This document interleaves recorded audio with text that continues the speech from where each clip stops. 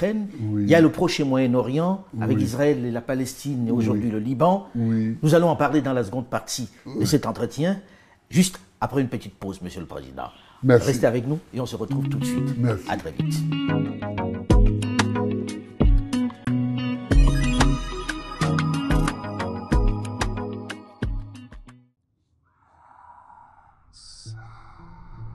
Nous sommes 1,3 milliard d'Africains à partager une conviction.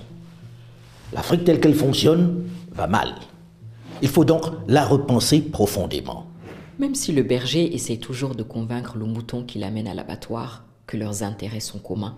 Il faut rappeler que personne ne viendra repenser l'Afrique à notre place. Pourquoi d'ailleurs quelqu'un d'autre le ferait contre ses intérêts?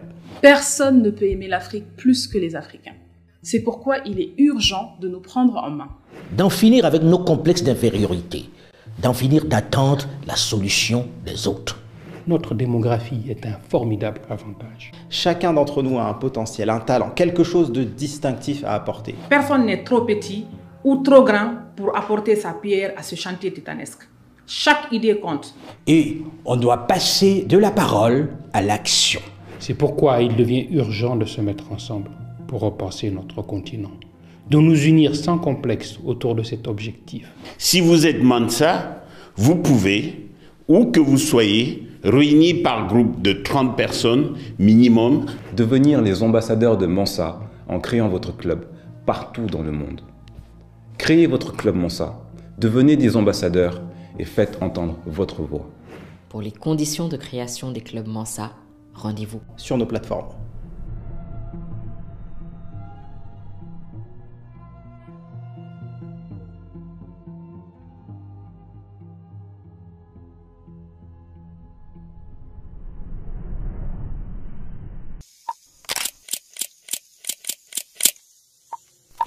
Nul n'a le droit d'effacer une page de l'histoire d'un peuple, car un peuple sans histoire est un monde sans âme.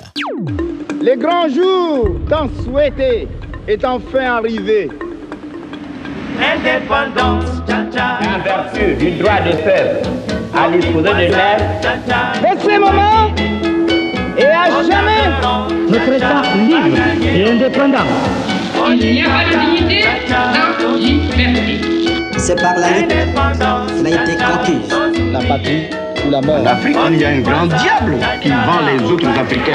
Nous préférons la pauvreté dans la liberté à la richesse dans l'esclavage. Mobutu Sese Seko Kukumbendu Wazabanga. C'est une question de dignité. Connaissez-vous un seul juif au monde qui porte un nom zaïre?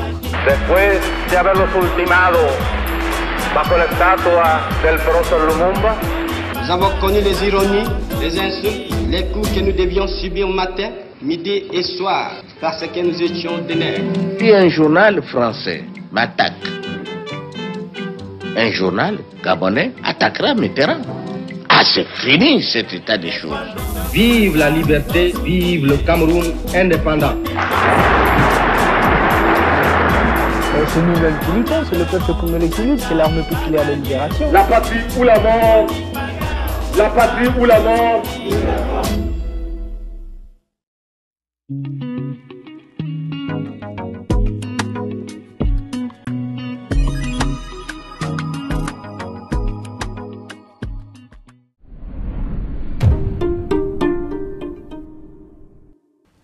Bonjour et bienvenue dans la seconde partie de Moment d'Afrique sur Afromédia qui reçoit aujourd'hui un invité prestigieux, le président Laurent Koudou-Barbeau, qui nous fait l'honneur d'être là, de nous recevoir chez lui. Dans la première partie de ce magazine, Monsieur le Président, nous avons évoqué les questions ivoiriennes, les questions intérieures, avec notamment cette question de vitrification dont vous deviez faire l'objet. Dans cette seconde partie, j'ai envie que nous parlions d'international, puisque je sais que cela vous intéresse également. Et que ça concerne aussi la Côte d'Ivoire dans une certaine mesure, puisque la première question porte sur la relation entre la Côte d'Ivoire et l'AES, l'Alliance des États d'Afrique du Sahel. Déjà, quel est le regard que vous jetez sur cette Alliance des États du Sahel, sur cette AES? Un bon regard. Je voudrais dire ceci. La CEDEAO a été créée en 1975. Aujourd'hui, nous sommes en 2024. Si nous voyons que 3 États ont quitté la CEDEAO pour créer l'AES, il faut se demander pourquoi. Pour vous, c'est justifié? Ah oui. Pour moi, c'est justifié. J'ai été président 10 ans de la Côte d'Ivoire. Et dans la CEDEAO, la Côte d'Ivoire n'est pas rien. C'est le leader presque. La Côte d'Ivoire n'est pas rien. Mais la CEDEAO ne s'attaque pas aux problèmes qui se posent aux États de l'Afrique de l'Ouest. Comment ça? Il y a Boko Haram au Nigeria. Qu'est-ce que la CEDEAO a fait contre Boko Haram? Rien. Il y a les rébellions qui affligent le Niger, le Mali, le Burkina Faso et la Côte d'Ivoire aussi. Qu'est-ce que la CEDEAO a fait? Rien. Et maintenant le Togo aussi, le nord du Togo aussi. Voilà, et le Togo aussi. La Côte d'Ivoire, qu'est-ce que la CEDEAO a fait? Rien. Alors, même en se limitant à ces questions de sécurité, quand vous n'êtes pas capable, dans une communauté, de vous mettre ensemble pour chercher des solutions aux problèmes qui se posent, ne vous étonnez pas que les gens vous quittent. Mais qu'est-ce qu'il faut en faire alors de la CEDEAO? Parce que lorsqu'on vous écoute, oui, cette CEDEAO n'a plus de justification, n'a plus de raison d'être. Mais c'est ce que je pense. C'est ce que je pense. Et c'est ce que je dis à mes amis. La CEDEAO est devenue un instrument de propagande de la France. Parce que, comme l'a dit un de mes amis, qui paye commande. Et les Africains ont ce cycle-là. On a créé l'Union africaine. On a créé l'OUA, puis l'Union africaine. Vous savez qu'un Ivoirien, sous mon instigation, a été aussi secrétaire général de l'OUA. Essi Amara. Essi Amara. Et c'est sous lui qu'on est passé de l'OUA à l'UA. Est-ce que c'est pas honteux qu'à Addis Abeba, le siège de l'UA soit construit par une puissance étrangère? La Chine. La Chine. C'est honteux. Est-ce que c'est pas honteux que le fonctionnement de l'UA au quotidien à Addis Abeba soit financé par l'Union européenne? C'est pas honteux. C'est honteux. Mais quelle indépendance voulez-vous défendre quand vous vous mettez dans de telles situations? Pour vous, il faut dissoudre tout cela. Pour moi, les Africains ont le choix entre deux voies. Se ressaisir et financer eux-mêmes leurs organisations, dont la CEDEAO, ou bien alors les dissoudre. Lorsqu'on vous entend, Monsieur le Président, vous, que l'on présente comme un démocrate, je pense que c'est ce à quoi vous pensez, quand on vous entend défendre l'AES, que l'on présente comme une association d'États de putschistes, on se dit, expliquez-nous, pourquoi ce serait bien aujourd'hui l'AES? Merci pour cette question. Parce que cette question elle-même est le problème. On présente l'AES comme un conglomérat de putschistes. Ne nous faites pas aller loin. Au Mali, au Niger, au Burkina Faso, il y a eu des coups d'État militaires. Il y en a eu aussi en Guinée, au Gabon, au Tchad. Deux remarques. Pour ceux qui critiquent les dirigeants de l'AES et les traitent de putschistes, il y a deux sortes de coups d'État. Les bons coups d'État et les mauvais coups d'État. Mais moi, je ne rentre pas dans ce jeu-là. Ah oui, quand je vois que certains chefs d'État occidentaux couraient quasiment au Tchad pour adouber. Je sais que vous faites allusion au président Macron qui est allé à l'enterrement et qui a adoubé le fils d'Ebi. Oui, je n'ai pas dit son nom. Mais bon, j'ai de ceux qui n'ont pas vu les images. Et puis il y avait quelques autres chefs d'État, dont l'ancien président Mohamed Bazoum. Quand je vois ça, je me demande ce qu'il y a dans la tête de ceux qui raisonnent ainsi, intellectuellement.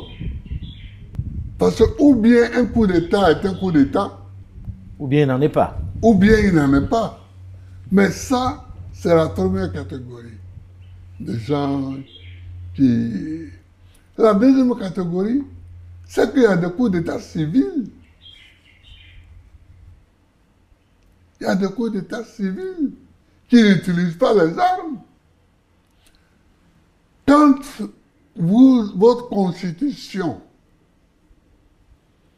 vous donne 2 mandats, vous permet de faire 2 mandats, et que vous en faites 3, 4, 5, 6, 7, n'est-ce pas des coups d'État? Ce sont des coups d'État. On dit coups d'État, c'est-à-dire des procédés brutaux par lesquels vous exercez le pouvoir contrairement au texte de loi, au texte constitutionnel. C'est ça, la définition d'un coup d'État. Alors, l'Afrique est pleine de coups d'État. L'Afrique est pleine de faiseurs de coups d'État. Donc l'AES ne fait pas exception ou n'est pas particulier. L'AES n'est pas... moi, je n'ai pas fait de coup d'État pour arriver au pouvoir, mais j'ai travaillé avec des gens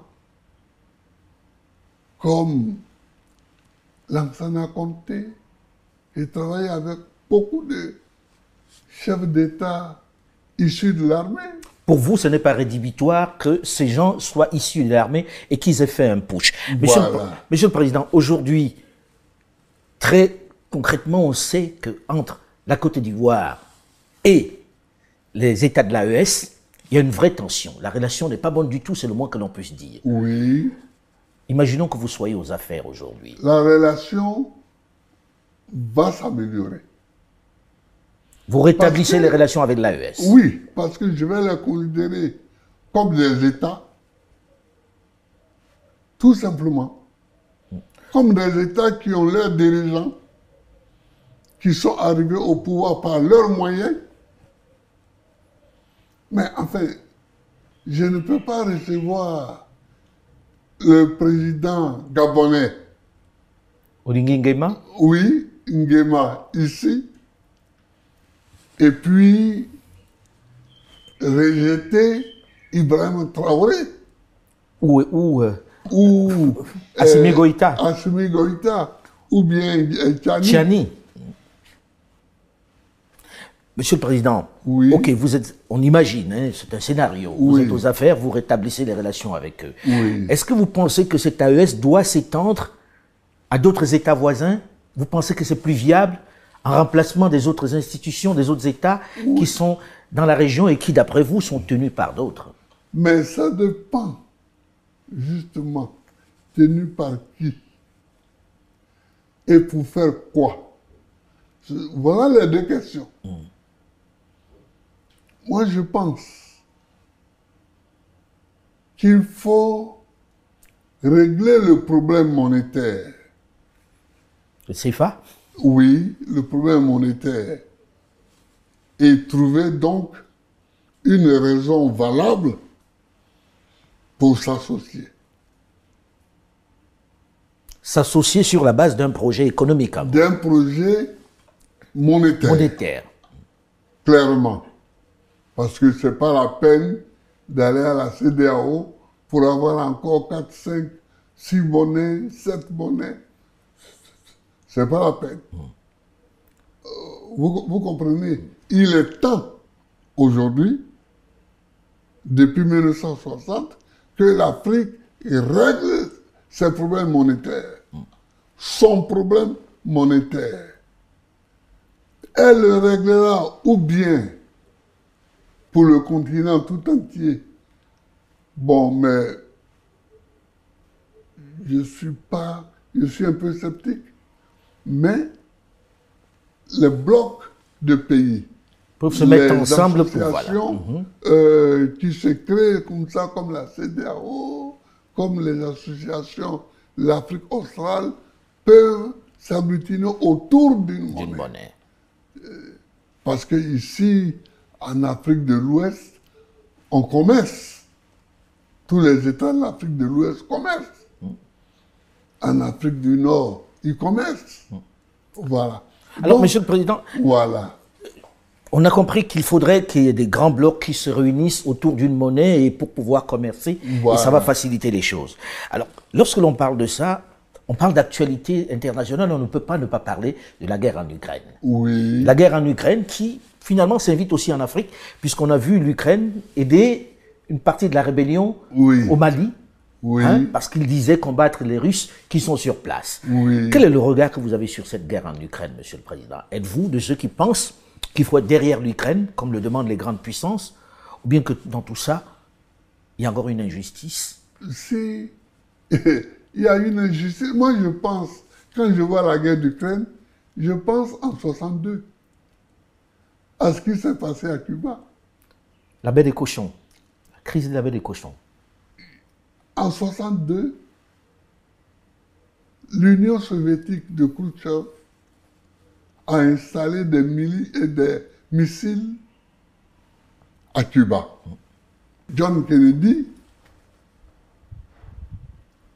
a menacé de déclencher la Troisième Guerre mondiale si jamais ces missiles n'étaient pas évacués. Mais nous étions jeunes. Ce problème nous a tenus en suspens pendant des mois. Et finalement, après moult négociations, Khrouchtchev est parti avec ses fusées. Les fusées ont quitté Cuba et la paix est revenue. Alors je suis étonné que les Américains n'ont pas la mémoire de ce fait. Et qu'ils veulent étendre les pouvoirs de l'OTAN jusqu'en Ukraine, c'est-à-dire à quelques kilomètres de Moscou. Et ils s'étonnent que Moscou réagisse. Mais, chers frères,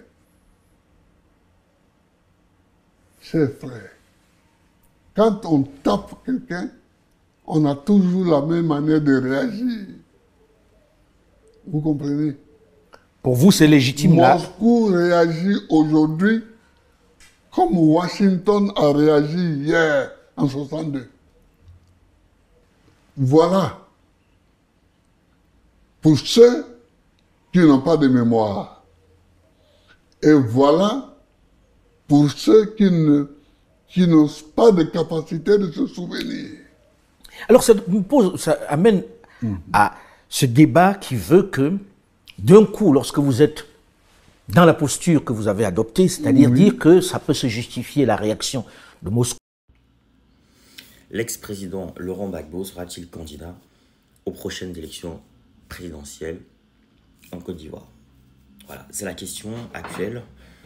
Mais on sait que dans les listes provisoires déjà, la commission électorale indépendante a rendu public les listes provisoires et Laurent Gbagbo et Charles Blé Goudé n'y figurent pas. On rappelle quand même l'histoire. Laurent Gbagbo a été arrêté en 2011 après les élections de 2010, ensuite la crise post-électorale qui s'en est suivie, les forces d'Alassane Ouattara contre les forces républicaines, enfin les forces républicaines. Voilà, à ce moment-là, Laurent Gbagbo, donc ceux qui ont plus de, voilà, ceux qui ont 2010, en 2025, ça fait 15 ans. Ouais, ceux qui ont au moins, on va dire, 25 ans peuvent peut-être s'en souvenir, voilà.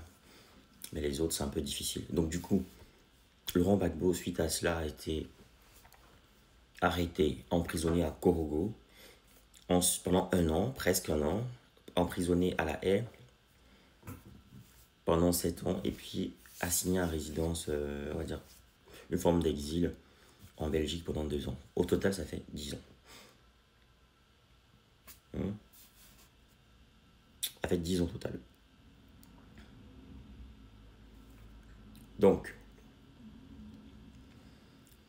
est-ce qu'il sera candidat? Il faut savoir qu'en Côte d'Ivoire, il y a une autre condamnation qui pèse contre lui qui a de 20 ans pour braquage de la banque centrale.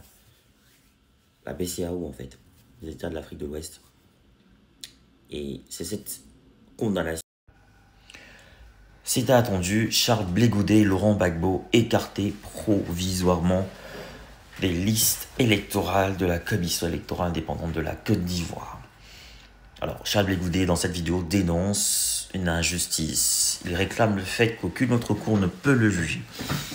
Après tout ce qui s'est passé à La Haye, parce que selon lui, il a été jugé en son absence. Donc, il promet faire un recours, mais la liste définitive est prévue pour juin. Est-ce que le suspense va nous amener jusqu'au bout? Est-ce qu'on finira par voir Laurent Gbagbo et Charles Blé Goudé candidats? Cela reste un mystère. Alors, on peut se poser plein de questions. Est-ce que Monsieur Ouattara a peur de Laurent Gbagbo et Charles Blé Goudé? Déjà, ils sont séparés, ça veut dire que les voix seront divisées. Il y a également Simone qui est là, ça fait c'est fractionné, quoi. C'est divisé en 3 déjà. Ils étaient tous dans un même camp avant. Maintenant, c'est divisé en 3. Donc, pour moi, le président Alassane Ouattara est bien ancré déjà sur le terrain. Il a les moyens de l'État, la force de l'État, la machine. Ce serait mieux de laisser compétir Laurent Gbagbo et Charles Blé Goudé et de les battre aux urnes pour être encore plus légitime, pour avoir encore plus de poids. Moi, je serais le président Ouattara, je laisserais compétir pour mieux asseoir encore son pouvoir. Mais le fait de les écarter, ça peut paraître... Bon, c'est de la politique, mais ça peut donner l'impression que le président Ouattara a peur, une sorte de fébrilité. Donc, je ne sais pas ce que vous en pensez en commentaire. Dites-moi, vous qui suivez la politique africaine, ivoirienne, dites-moi en commentaire ce que vous en pensez de cette mise à l'écart provisoire de Charles Blé Goudé et Laurent Gbagbo, les anciens compagnons d'armes, les anciens dirigeants de la Côte d'Ivoire. Vous voulez créer du contenu qui captive, qui informe, vous voulez partager votre expérience, votre expertise avec le monde, vous voulez gagner de l'argent avec ce que vous aimez. Alors, ma formation, elle est pour vous. Cette formation, elle est taillée sur mesure pour vous. Dans cette formation, vous allez apprendre à vous lancer dans la création de contenu, à choisir le bon format, le bon support. Dans ma formation, on apprend à trouver sa niche, on apprend à trouver sa valeur ajoutée, sa proposition unique, sa cible idéal, on apprend plein de choses dans cette formation. Dans ma formation, on apprend à trouver son rythme, on apprend à planifier son contenu, à optimiser son temps, tout en restant motivé. C'est une formation accessible à tous, que vous soyez expérimenté, débutant, voilà, que vous vouliez créer du contenu audio, vidéo, écrit ou multimédia. Cette formation, elle est pour vous. Vous devez absolument l'apprendre. Alors cette formation est flexible, vous pouvez la suivre à votre rythme, selon vos disponibilités, vos besoins, vos envies. Elle ne coûte pas cher. 150 € pour tous les résidents en Occident et 75 000 francs pour tous ceux qui résident en Afrique. 75 000 francs CFA seulement. Alors qu'est-ce que tu attends? Souscris rapidement à cette formation parce que les places sont limitées à 50 places maximum et il y aura des formations chaque mois. Chaque formation dure 2 semaines minimum et 1 mois pour ceux qui ont du mal. Il y aura 2 semaines en plus de rémédiation pour essayer d'aider les autres. Alors, appelle ce numéro rapidement et surtout, écris à cet email pour souscrire à cette formation. Voilà, le numéro, je rappelle, 0467 81 59 18, précédé du plus 32. Donc, je reprends, plus 32 0467 ou alors plus 32 467 81 59 18, disponible bien sûr par appel et sur WhatsApp ou alors écrivez-moi tout simplement par mail pour souscrire à votre formation. Donc je vous attends nombreux et les places sont très limitées. Donc à très bientôt.